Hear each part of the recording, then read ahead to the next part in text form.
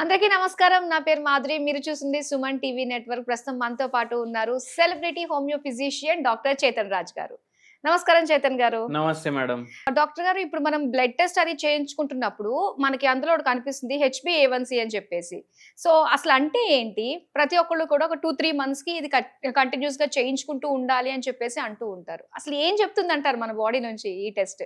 HbA1c ఏదైతే test ఉంటది కదా, ఇది అర్థం చేసుకోవడానికి అసలు మన రక్తంలో ఏముంటది మనకు అర్థం అవ్వాలి.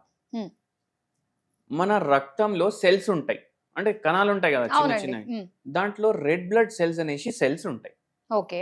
ఇప్పుడు ఈ HbA1c అంటే ఏంటంటే, HB అంటే హిమోగ్లోబిన్, గ్లైకేటెడ్ హిమోగ్లోబిన్ అంటారు దీన్ని. కొందరు గ్లైకోసిలేటెడ్ హిమోగ్లోబిన్ అంటారు. ఓకే. అయితే ఏంటంటే మన రక్తంలో గ్లూకోజ్ ఉంటది కదా, అది మెటబాలిజం అయితే ఒక్క కాడికి వెళ్ళి ఇంకో కాడికి ట్రాన్స్ఫర్ అవ్వాలి. ఓకే. ఇప్పుడు బ్రెయిన్ పని చేయాలంటే గ్లూకోజ్ అవసరం. గ్లూకోజ్ ని తీసుకొని మనమైతే పోలేం కదా బ్రెయిన్ కి. అవును. మనం ఇట్లా చక్కెర ఉంది ఇట్లా తీసుకొని ఇట్లా వేస్తే బ్రెయిన్ లో పోదు కదా. లేదు. ఏమైతుంది, మన రక్తం ఏదైతే ఉంటది అది దాన్ని తీసుకొని పోతుంది. అర్థమైంది కదా మీకు? అవునండి. ప్రతి పార్ట్ కి గ్లూకోజ్ అవసరం. అయితే మన రక్తం తీసుకొని పోతుంది.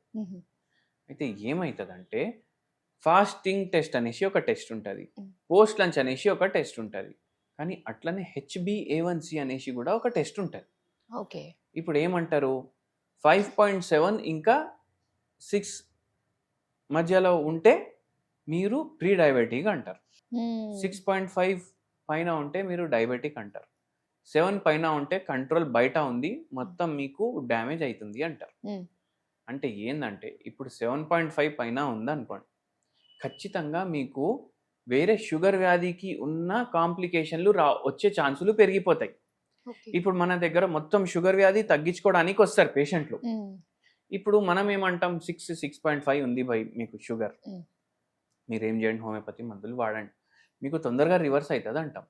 కానీ ఒక్కొక్కసారి 8, 9, 10, 11 కూడా ఉంటుంది. వాళ్ళకు టైం పడుతుంది, పూర్తిగా తగ్గుతుంది హోమియోపతి తోటి, కానీ టైం పడుతుంది వాళ్ళకు. ఎందుకంటే టోటలీ అన్కంట్రోలేబుల్ ఉంది కదా. అన్కంట్రోలేబుల్ అంటే ఇప్పుడు హీమోగ్లోబిన్ ఉంటది కదా, ఇది రెడ్ బ్లడ్ సెల్స్ లో ఉంటది. ఓకే. రెడ్ బ్లడ్ సెల్స్ అంటే అవి ఆక్సిజన్ క్యారీ చేస్తాయి, మళ్ళీ దాంతో పాటు గ్లూకోజ్ కూడా క్యారీ చేస్తాయి. ఓకే. అయితే ఈ ప్రోటీన్ ఏదైతే HbA1c ఉంటది కదా, అది ఈ రెడ్ బ్లడ్ సెల్స్ లోపట ఉంటది. సో దానికి అటాచ్ అయ్యి క్యారీ చేసుకుంటూ పోతుంది అది. అయితే ఏంటంటే, ఇప్పుడు ఇది చాలా ఎక్కువ ఉంది అనుకోండి, ఎక్కువ గ్లూకోజ్ పోతుంది కదా, కిడ్నీలకు ఎక్కువ గ్లూకోజ్ పోతుంది, లివర్కి ఎక్కువ గ్లూకోజ్ పోతుంది, బ్రెయిన్కి ఎక్కువ గ్లూకోజ్ పోతుంది. ఏమవుతుంది, ఇప్పుడు చాలా మందికి నరాల బలహీనత ప్రాబ్లం స్టార్ట్ అవుతుంది.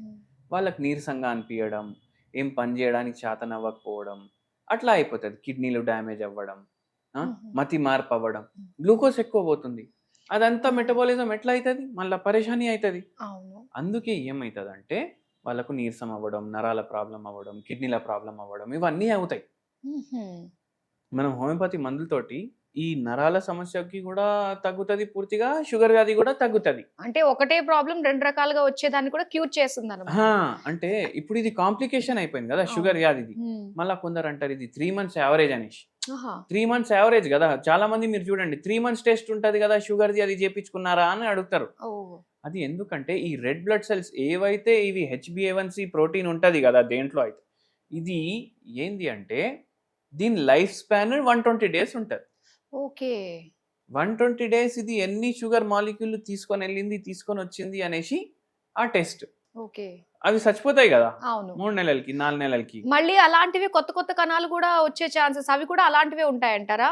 అందుకే మనం కంట్రోల్లో వేసుకుంటే, హోమియోపతి తీసుకుంటే దాని వాల్యూ తగ్గుతుంది. అట్లా దాంట్లో ఉన్న ప్రోటీన్ కి తక్కువ గ్లూకోజ్ అటాచ్ అయి పోతుంది. ఇప్పుడు ఒక ప్రోటీన్ ఉంది, ఈ రెడ్ బ్లడ్ సెల్ లో ఒక ప్రోటీన్ ఉంది, దానికి 15-20 మాలిక్యూల్ అటాచ్ అయి పోతున్నాయి అనుకోండి గ్లూకోజ్. అది 5-6కి వస్తుంది, తక్కువ మాలిక్యూల్ అటాచ్ అయి పోతాయి. అప్పుడు నిజంగా ఇది చాలా మందికి తెలియదు కదండి. అవును, చాలా మందికి తెలియదు. అంటే ఎట్లా అంటే, ఇప్పుడు మీరు ఏం చేస్తున్నారంటే, ఈ షేరింగ్ ఆటోలు ఉంటాయి కదా, దాంట్లో ఎక్కితే వాడు 10 కూడా ఎక్కిస్తాడు, 20 కూడా ఎక్కిస్తాడు. అవి పోయేటప్పుడు పల్టీలు కూడా కొడతాయి. ఎందుకంటే ఎంత తీసుకునే వెళ్ళే దాని శక్తి ఉంది, దానికన్నా ఎక్కువ తీసుకొని పోతున్నారు మీరు. కానీ ఇప్పుడు ఏంది, మీరు ర్యాపిడో మీద వానికి ఓటీపీ చెప్పి ఒక్కరే కూర్చొని పోతున్నారు, సేఫ్ గా వెళ్ళిపోతారు మీరు. అవును అవునా కాదా? అవును ఇది అట్లనే కరెక్ట్ గా చెప్పారండి. HbA1c కి కరెక్ట్ ఎగ్జాంపుల్ అందరికి లేమని కూడా అర్థమయ్యేది. ఇది ఇట్లా కరెక్ట్ గా ఉంది. అయితే హోమియోపతిలో చాలా మంచి మెడిసిన్స్ ఉంటాయి షుగర్ వ్యాధి తగ్గించుకోవడానికి, HbA1c కూడా తగ్గించుకోవడానికి. ఒక పేషెంట్ కి మన దగ్గర వచ్చినప్పుడు HbA1c 13 ఉండే, ఓ 13 ఉండే. మళ్ళా ఆయన ఏమంటున్నారు, మనకు రోజు నాన్ వెజ్ కావాలి సార్, అది కూడా బయట కావాలి. రోజు నేను ఫ్రెండ్స్ తోటి పోయి 3 గంటలు దుకాణంలో కూర్చుంటా. ఒక హోటల్ చూసుకున్నాం మేము, ఆడ కూర్చుంటా, ఆడే మేము డిన్నర్ తింటాం. నేను రిటైర్డ్ మనిషి, కంపల్సరీ పోతా నేను ఆడికి, డైలీ తింటా, డైలీ తాగుతా. మళ్ళీ ఎట్లా సార్ ఏం చేద్దామంటే, ఏముంది సార్ మీ దగ్గర వచ్చినాం కదా సార్ అందుకే తగ్గించండి అని. అక్కడ పోవడం బంద్ చేయడానికి కాదా అంటే, ఏ లేదు సార్ అది ఎట్లా బంద్ చేస్తాం సార్, ఇప్పుడు ఎన్ని రోజులు ఉంటాం ఏంది మాకేం తెలుసు, పోతే పోతాం, ఎంజాయ్ చేసుకుంటా పోతాం అంటే. సరే తాగడం అన్నా తక్కువ చేయండి, ఆ చికెన్ మటన్ రోజు మీరు ఇంత ఫ్రైలు తింటున్నారు, డైలీ ఫ్రైడ్ చికెన్ తింటే ఏమవుతుంది, బాయిల్డ్ చికెన్ తినండి అని చెప్పిన.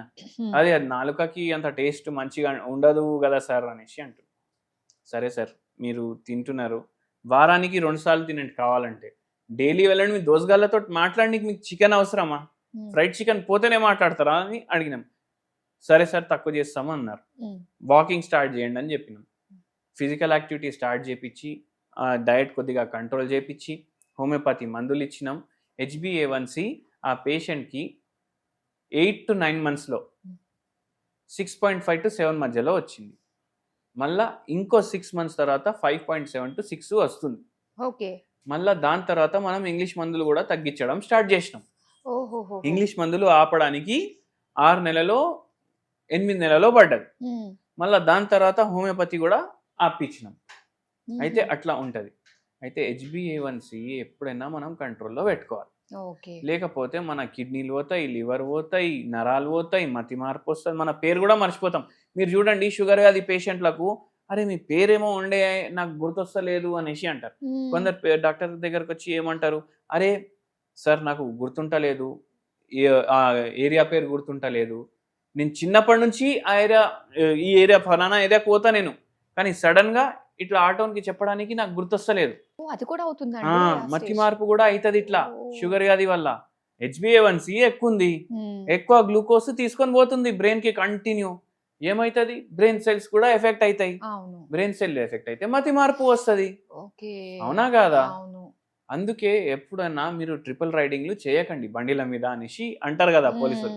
అంటే ట్రిపుల్ రైడింగ్ మన ఒక్కొక్క RBCలా అవుతుంది. అది మనం చేసుకోకుండా ఉండాలంటే, జర ఆరోగ్యంగా ఉండాలంటే టైంకి పడుకోవాలి, టైంకి లేవాలి, ఎక్సర్సైజ్ చేసుకోవాలి, హోమియోపతి మందులు తీసుకోవాలి. అలాగే దీనికి సంబంధించి గ్లూకోజ్ తగ్గించే హోమ్ రెమెడీ ఏమైనా ఉందంటారా? మంచి హోమ్ రెమెడీ చెప్తాను మీకు. అందరికి చాయ్లు తాగే అలవాటు ఉంటది కదా, ఒక్కొక్క కప్ లో 3-4 చెంచాలు షుగర్ వేసుకుంటారు. అరే షుగర్ వచ్చిందంటే అది బంద్ చేసి ఆస్పర్టేమ్ అనేసి స్టార్ట్ చేస్తాడు. ఇప్పుడు షుగర్ ఫ్రీలు అవి ఇవి అనేసి పేర్లతోటి వస్తుంది, కానీ ఆ ఆస్పర్టేమ్ తోటి లివర్ కూడా ఖరాబ్ అయ్యే ఛాన్స్ ఉంటుంది. అయితే చక్కెర మీరు ఎక్కువ వేసుకోకుండా మీరు ఏం చేయండి అంటే 1 pinch దాల్చిని చెక్క పౌడర్, 1 pinch ఆల్మోస్ట్ మీకు కొద్దిగా స్వీట్నెస్ ఇస్తుంది. దాల్చిని చెక్క పౌడర్ స్మెల్ ఎట్లుంటది, బాగుంటది, జర స్వీట్నెస్ కూడా ఇస్తుంది. ఒక 2 pinches వేసుకోండి 1 cup కి, మీకు మంచి జర స్వీటిష్ టేస్ట్ కూడా వస్తుంది.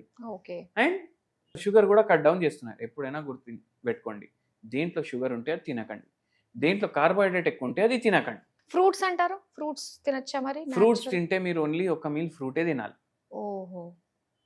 మళ్ళీ ఇంకా ఫ్రూట్ ఏంటంటే అందరు ఏమనుకుంటారు, అరే ఫ్రూట్లు తింటే ఏమైపోతుంది రా భయ్, మొత్తం షుగర్ ఉంటుంది దీంట్లో, మొత్తం నాకు ఏమైనా అయిపోతే దాని బదులు ఏం చేద్దాం బిర్యానీ తిందాం అనేసి బిర్యానీ తింటారు. ఫ్రూట్ స్వీట్ కనిపిస్తుంది కదా, కానీ యాక్చువల్ గా చూస్తే ఇది న్యాచురల్ స్వీట్, రా ఫుడ్ ఇది. ఫ్రూట్స్ లో పర్సెంటేజ్ ఆఫ్ ఏదైతే షుగర్ ఉంటది కదా అది తక్కువ ఉంటది. ఫైబర్ ఉంటది, ప్రోటీన్స్ ఉంటాయి, మళ్ళా మినరల్స్ ఉంటాయి, విటమిన్స్ ఉంటాయి, అన్కుక్డ్ ఉంటది. అయితే ఏంది వీళ్ళ గ్లైసిమిక్ ఇండెక్స్ కూడా జర తక్కువ ఉంటది. మీరు ఫ్రూట్లు తిన్నారు అనుకోండి, డిన్నర్ బదులు మీరు డిన్నర్కే మీరు ఫ్రూట్లు తిన్నారు అనుకోండి, మంచిది. క్వాంటిటీ కంట్రోల్ పెట్టుకోవాలి. ఇంకా మళ్ళీ దాని తర్వాత రైస్ తినొద్దు, రొట్టెలు తినొద్దు, చపాతీలు తినొద్దు, అవి తినేసి పడుకోవాలి. మళ్ళీ మ్యాంగో, బనానా ఈ రెండు చాలా డేంజర్, తినకూడదు, అవాయిడ్ చేయాలంటూ ఉంటారు. మరి బనానా డేంజర్ అనేసి ఎందుకంటారంటే, ఒకటి జూ పార్క్ ఉండే యూకేలో, ఇంగ్లాండ్లో, అక్కడ ఏమైంది అంటే కోతులు చచ్చిపోతున్నాయి బనానాలు తినేసి. ఎందుకంటే షుగర్ అంతా పెరిగిపోతుంది వాళ్ళకు. ఇప్పుడు అందరు పోయినోళ్ళు బనానాలు ఇస్తారు కదా కోతులకి, అవి చచ్చిపోవడం స్టార్ట్ అయినాయి. ఎందుకంటే ఏమైందంటే banana over a period of time modify అయిపోతుంది, దాంట్లోకి వెళ్ళి ఫైబర్ చాలా వరకు తగ్గిపోయింది. అందుకే బనానాలు తినొద్దు అంటారు. కానీ ఫారెస్ట్ లో ఉండే బనానా ఏదైతే ఒరిజినల్ గా ఉంటుందో దాంట్లో ఫైబర్ మళ్ళీ ఎక్కువ ఉంటుంది. హోమ్ రెమెడీ ఇంకోటి కూడా చెప్తాను. డైలీ దాల్చిని చెక్క పౌడర్ 1 pinch, మళ్ళా మెంతి పొడి. ఎట్లా చేసుకోవాలంటే మెంతి గింజలు ఉంటాయి కదా, అది గ్రైండ్ చేసుకోవాలి, మెంతి పొడి తయారు చేసుకోవాలి, అది 1 spoon, కొద్దిగా దాల్చిని చెక్క పౌడర్, ఇవి 2 వాటర్లో బాయిల్ చేయండి. కావాలంటే ఫిల్టర్ చేసుకోండి, లేకపోతే ఎట్లనే కలుపుకొని daily 1 cup morning, 1 cup afternoon, 1 cup night, before meal ½ an hour తీసేసుకోండి. మీకు జరా బెటర్ అనిపిస్తుంది. మళ్ళా డైలీ ఫిజికల్ యాక్టివిటీ ఎక్కువ చేయండి. ఎన్ని రోజులు తీసుకోవాలంటారు? ఇది తీసుకుంటూనే ఉండండి, ఏం ఏడిది లేదు. మన దగ్గర వస్తే మనం హోమియోపతి మందులు స్టార్ట్ చేసి ఇంగ్లీష్ మందులు కూడా తక్కువ చేస్తాం, మళ్ళీ తర్వాత హోమియోపతి కూడా బంద్ చేస్తాం. ఇంకా లైఫ్ టైం మనం చెప్పినట్టు ఉంటే మీకు అసలు ప్రాబ్లమే ఉండదు. 1 stop సొల్యూషన్ లాగా ఉంది హోమియోపతిలో. దాంతో పాటు చక్కగా మనం డైట్ అన్ని ఫాలో అవుతూ ఉంటే షుగర్ని కంట్రోల్లో పెట్టుకోవచ్చు. చాలా మంచి విషయాలు షేర్ చేసినందుకు థ్యాంక్ యూ సో మచ్.